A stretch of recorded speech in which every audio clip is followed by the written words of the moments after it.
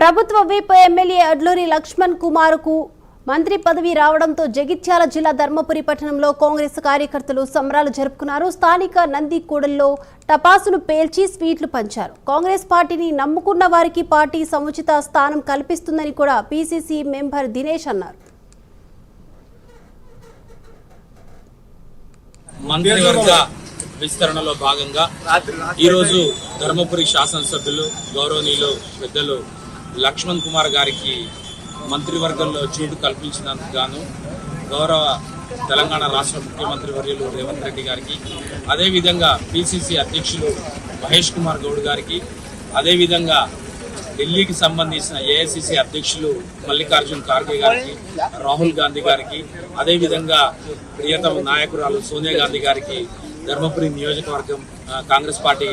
కార్యకర్తల పక్షాన అనేక ధన్యవాదాలు తెలియజేస్తూ, వాస్తవంగా ఒక్కసారి చూసినట్టయితే మొట్టమొదటిసారిగా దాదాపు 1990లో కాంగ్రెస్ పార్టీలో విద్యార్థి నాయకుడిగా ఎన్ఎస్ఏ పార్టీలో జాయిన్ అయ్యి అప్పటి నుంచి ఈ రోజు వరకు గడిచిన 30 సంవత్సరాలుగా ఎన్ఎస్ఏ నాయకుడిగా, అదేవిధంగా యూత్ కాంగ్రెస్ నాయకుడిగా, జెడ్పీటీసీగా,